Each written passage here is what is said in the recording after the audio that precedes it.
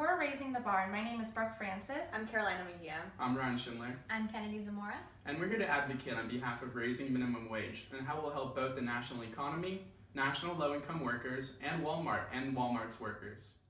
Hi Walmart, again, I'm Brooke Francis, and I'm going to be talking to you guys a little bit more about what our company is and who we are. So we are a nonprofit organization called Raising the Bar. Our mission at Raising the Bar is to encourage large companies like yourselves to raise the bar and increase the minimum wage. We advocate for the population in the workforce that we believe is unaccounted for and underappreciated. Some states, such as California, have already taken the initiative and will be increasing the minimum wage to $15 by 2022. The current federal minimum wage is set at $7.25 an hour, which we believe is not enough money for a person to support themselves and or a family. We recognize that employee satisfaction is one of the utmost importance in running a company. Employees need to be treated with respect and dignity. Employees who are paid better have a higher chance with staying at the company. By increasing the minimum wage for your workers, it would benefit both you corporately and your employees.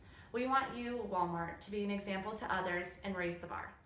Hi Walmart. Like I said before, my name is Carolina, and I'm going to be speaking to you about the problem of minimum wage, but not just the problem itself, but the thousands of people who it affects on a daily basis.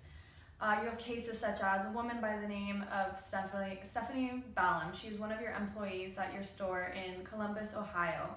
Stephanie had struggles to make ends meet almost every single month. She takes care of her two children, who she has to leave at home with her mother while she comes into work, works an entire day, and at the very end of that day, when she clocks out, she takes the earnings that she has struggled to make and then goes back and has to buy her groceries and buy the produce at your store. The only reason that she has to do it there is because she can no longer afford any other grocery store, and Walmart's employee discount is the only way that she's able to afford it. The money that she is making at your store by working for you at this low minimum wage cost is now being recycled back into your company, and she is unable to buy anything else except for the essentials, sometimes not even that.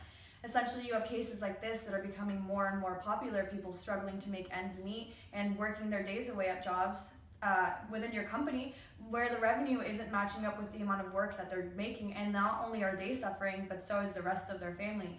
You have cases such as Maria Mejia. She is somebody who works at your store in New Mexico, one of your New Mexico locations, and she's a college student. She's struggling to pay for her community college loans, and on top of that, she has to come home at the end of the day and is essentially living off of the most basic of necessities because this minimum wage is making it so that she can't even afford fresh produce at this point. So you have these cases, you have these employees who are unable to take care of themselves, and if you would be willing to negotiate and maybe raise that minimum wage, not only would they be able to take care for themselves, but in return you would have employees that would be coming back and performing at a much higher level because they would be taken care of and not struggling to think about where their next meal is going to come from and where the money for that is going to appear. Ryan, and I'm just going to talk about some numbers and statistics for why raising a minimum wage would both be good for the nation and for you, Walmart. Raising the national minimum wage would actually increase the net gain into the economy by $22.1 billion and create 85,000 jobs. In addition, it would reduce race and gender inequality and reduce government welfare spending. Federal minimum wage has not kept up with inflation, so purchasing power has dropped considerably.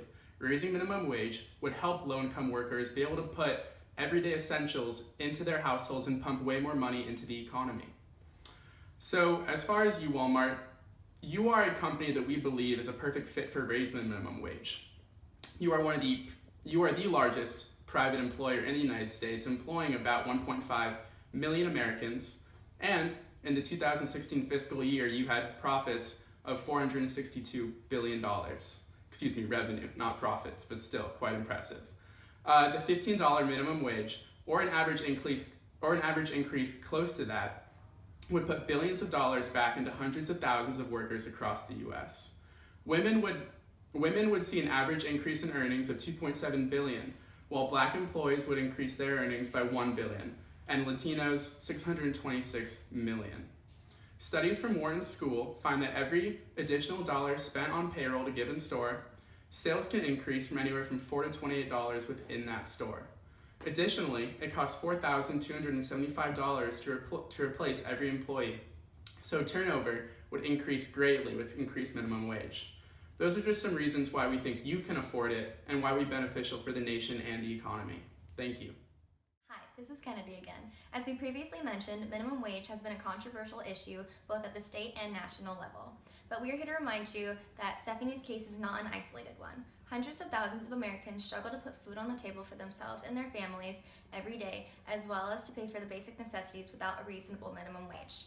Skeptics worry about the consequences this may have. However, there is extreme lack of evidence that raising the minimum wage would harm the economy.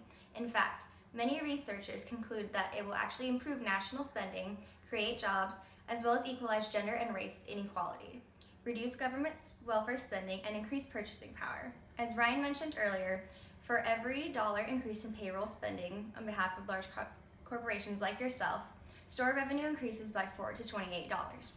While boosting minimum wage would improve lives, it would also help you. We understand that profits come first in businesses, and we are not here to advocate strictly on behalf of workers, but also to advocate for improving the national economy. An improvement which will put more money in your pockets and help your business grow. Thank you for your time, and we hope you consider our pitch when making future decisions.